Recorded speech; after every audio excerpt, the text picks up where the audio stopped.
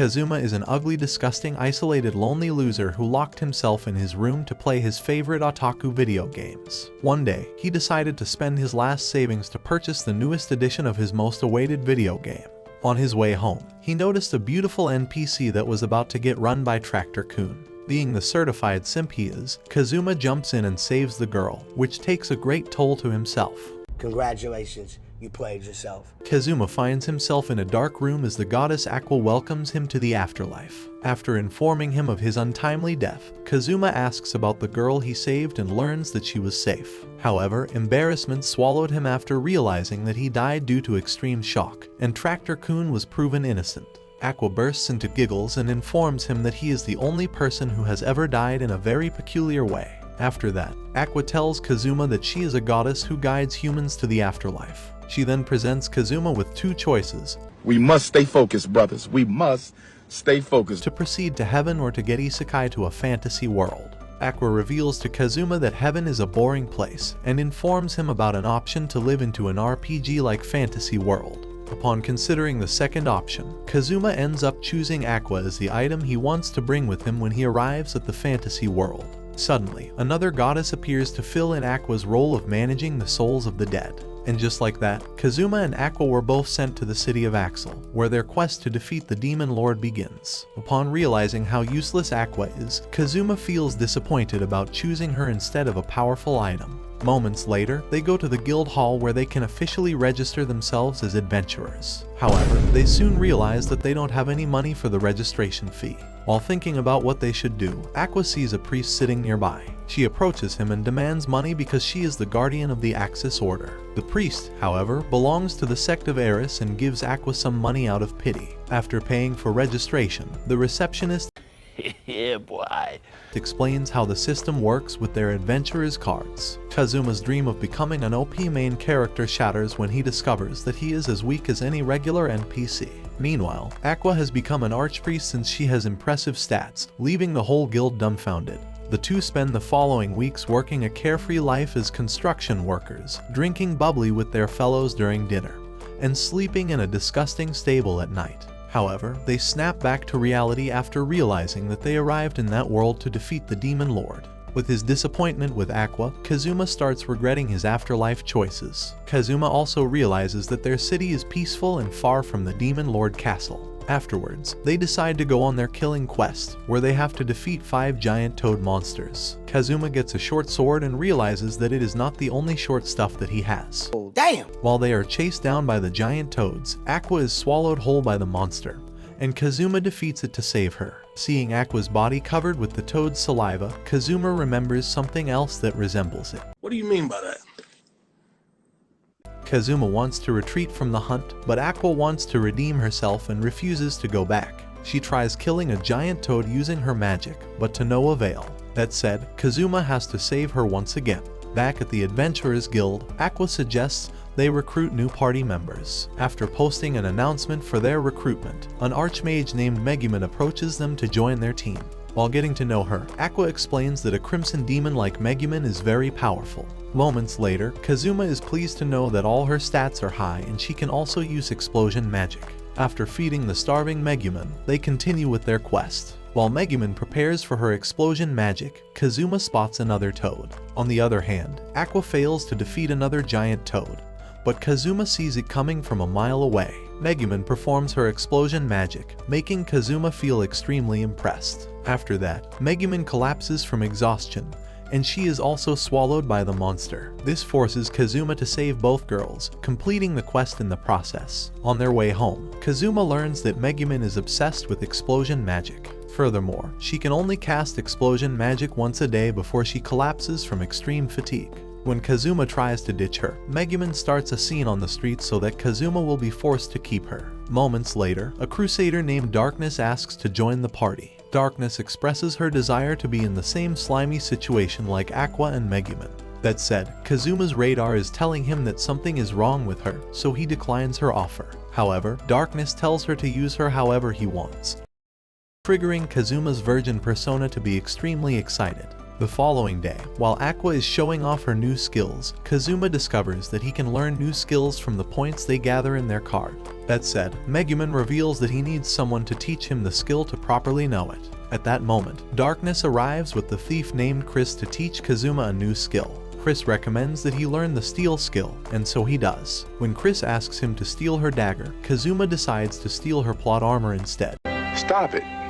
Get some help. Moments later, Chris recounts his unfortunate experience with Kazuma, which destroys his reputation.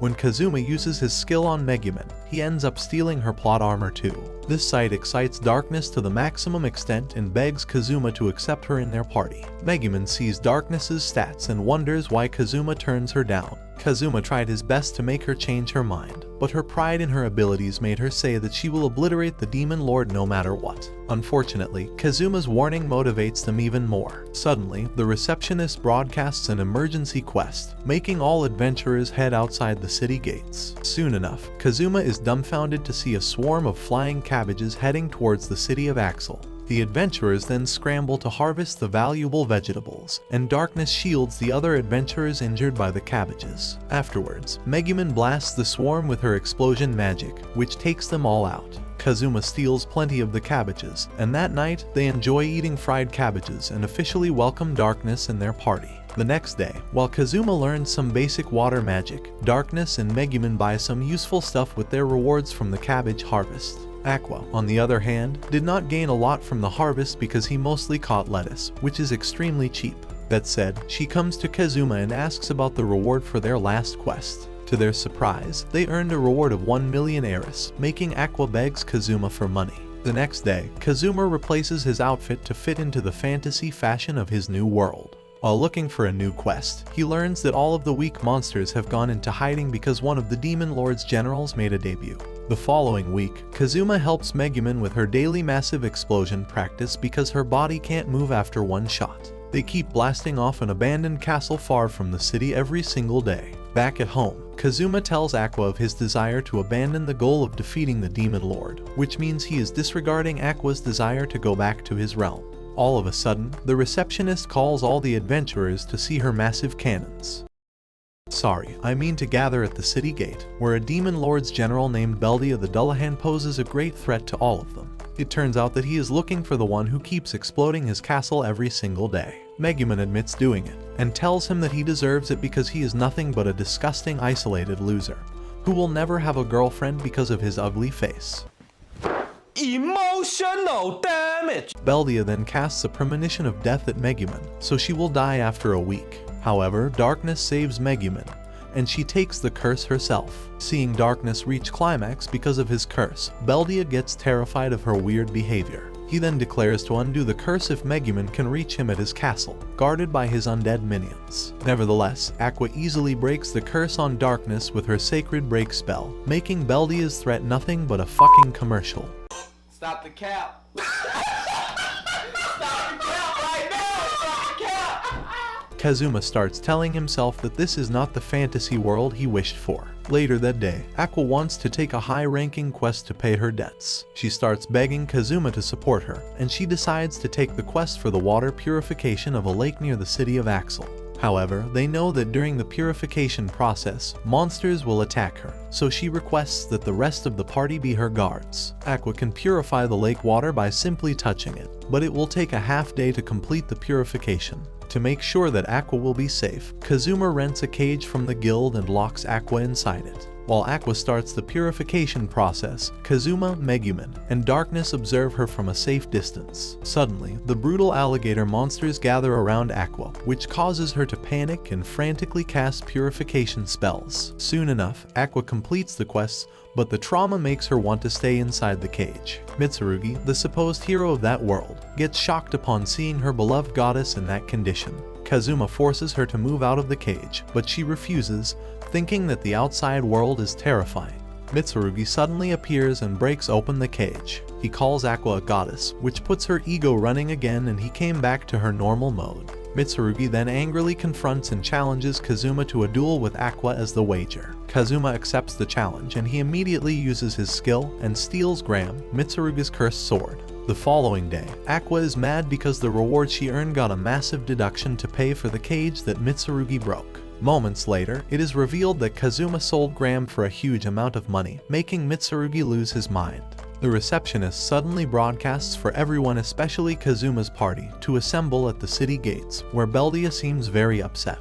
When Kazuma asks Beldia why he appears again, the menace told him that explosion continues to happen in his castle. Kazuma denies it, but soon realizes that Megumin did it along with Aqua. Apparently, Aqua wants to seek revenge because she can't get any worthwhile quests because of Beldia's threat. Beldia then activates his curse to kill Darkness, but to his surprise she is so alive. He is left dumbfounded to meet powerful adventurers in the city of Axel, for it is supposed to be a beginner's place. Beldia then summons an army of undead knights, so Aqua casts a spell to attack the menace. The adventurers think they are fucked up, but the undead soldiers are only chasing Aqua because they seek salvation from her divine powers. To make the situation worse, Aqua's power doesn't affect the undead soldiers at all. That said, Aqua and Kazuma run towards Beldia before jumping clear so that Megumin can cast her explosion magic. Nonetheless, Beldia survives the explosion and throws his head in the air to observe the whole battlefield. Darkness charges forward to stop Beldia's advances, yet misses with every attack. Kazuma, on the other hand, seizes the chance to create water, but Beldia dodges it before he can even freeze him in place. He then realizes that the undead are vulnerable to water, so he starts creating more water with the other mages. Luckily for them, Aqua is a goddess of water, so she casts her spell and floods the area with her sacred water. However, the flood is also powerful enough to damage the wall Maria. Sorry, wrong anime. Kazuma then uses his skill and steals Beldia's head, and the adventurers play it like a fucking football. On the other hand, Aqua purifies Beldia right away, defeating him in the process. Moments later, the whole guild celebrates their victory against a demon lord general. Kazuma reveals that they have acquired massive amount of wealth from their victory. However, the receptionist informs them that while their party is rewarded a very generous amount, they also have to pay for the flood damages in the city, which plunges them into heavy debt. After the battle with Beldia, the winter season arrives. Even on freezing winter days, Kazuma wishes for more money to pay all of their debts. That said, they browse the board and decide to take the quest to subjugate snow sprites. Moments later, they go to the snowy forest, where snow sprites gather. Kazuma slashes the flying snow sprites while Aqua captures some of them for cooling down purposes in summer. As usual, Megumin collapses after climaxing her explosion magic. Unfortunately, the disturbance awakens Madara's Susano. Sorry, wrong anime again. The winter shogun that protects the snow sprites appear before them. Understanding the situation, Aqua releases the captured snow sprites, advising her companions to drop their weapons and asks for forgiveness. However, Darkness is too prideful to do that, so Kazuma rushes forward to press her head down. Unfortunately, Kazuma gets beheaded by the Winter Shogun right away, and he experiences second death. In the afterlife dimension, he found himself in the same place, sitting on the same chair. However, he is welcomed by another goddess named Eris, who believes that Kazuma's days were filled with adversities. Kazuma complains about his reincarnated life because he desires to go on a thrilling adventure like the ones in his favorite video games. He even complains that Aqua is a good-for-nothing perks given to him in his reincarnation. His too much frustrations made Kazuma sob. Seeing that, Eris decided to reincarnate him in Japan, but Aqua calls Kazuma's soul to return to his body. Eris refuses to return Kazuma's soul, so Aqua threatens to confiscate her chest pads if she will not allow it to happen. Back in the fantasy world, Kazuma is hugged by Megumin and Darkness, but refuses to thank Aqua for resurrecting him. When they return to the guild, Aqua shows them a captured snow sprite she kept hidden. Kazuma wants to use it to claim the reward for himself, but Aqua refuses because she plans to use it as a refrigerator. Aqua gets frustrated that she has to endure the freezing temperature. The next day, Kazuma and Aqua look for a shop, but they end up going to Wiz's shop. Aqua spotted Wiz, who turns out to be a Lick, or the highest ranked undead that is usually an extremely powerful archmage. Despite being one of the Demon Lord generals, Wiz never harms people because she spends every night saving lost spirits. Kazuma asks Wiz to teach him some skills, but Aqua doesn't agree with it. Wiz then teaches Kazuma the Drain Touch spell and gives them the quest to purge the ghosts that infest an uninhabited mansion. When night arrives, Aqua finds out that someone drunk her PG grape juice, making her feel enraged. Meanwhile, Kazuma needs to go to the toilet, but he sees dolls crowding around him, sending shivers down his spine. The floating dolls are running all over the mansion, and they scare the hell out of Kazuma and Megumin. Unable to expect help from Aqua or Darkness, the two lock themselves into another room. When Kazuma had enough of this spooky shit, he was ready to wear violence. But Aqua had already purified all those dolls. After that, they collect the rewards at the guild, where the receptionist explains that ghosts are infesting the mansion because somebody cast a magic barrier that prevented them from leaving. Kazuma realizes that the whole ordeal is Aqua's doing, so she confesses how she set the barrier to avoid purifying the cemetery every single day. Wiz visits a grave in the mansion yard, which is being cleaned by Kazuma. She tells him that it is good for him that he is now able to live in the mansion. Megumin and Darkness are engaged in a board game, similar to chess, while Aqua is trying to persuade Kazuma to let her have the sofa near the fireplace. On the following day, while spending time downtown, Kazuma spots Dust and Keith. They reveal to him that they're gathering the courage to enter a cafe run by Succubi. Kazuma decides to join them.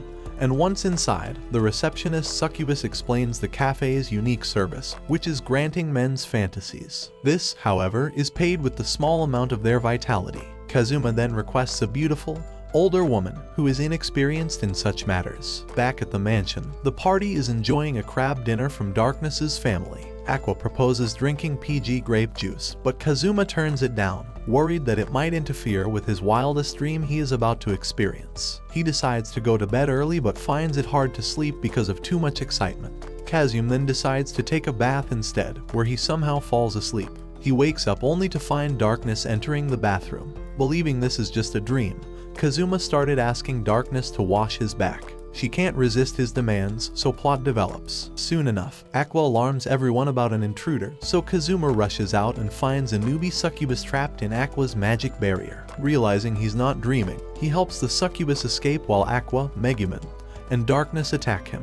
The following day, Kazuma initially acts as if he were under the succubus's influence to escape his violations. Moments later, the receptionist announces an emergency because the fortress destroyer is heading towards their city. As the receptionist alerts the town folks to evacuate and calls for adventurers to gather at the guild, Aqua and Megumin are packing up to escape from the rampaging fortress destroyer. Darkness explains that the destroyer will obliterate everything on its path. After a meeting with other adventurers, Kazuma devises a plan to counter the ancient weapon.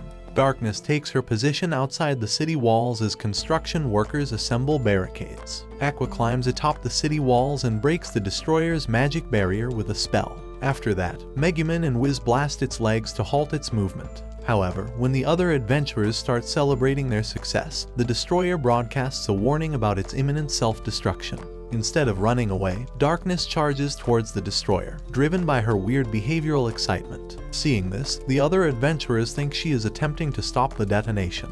That said, they follow her lead, leaving Megumin alone and unable to move. Kazuma, along with Aqua and Wiz, storm the fortress and find its control room. They then discover the remains of the head researcher and learn about how he started the construction of the fortress to avoid execution. Wiz and Kazuma use their magic to randomly teleport the coronadite, which is used as the destroyer's power source. However, the destroyer has accumulated so much heat that it threatens to burn down the city. Kazuma drains power from Aqua to recharge Megumin, enabling her to blow the destroyer to pieces with her second massive explosion.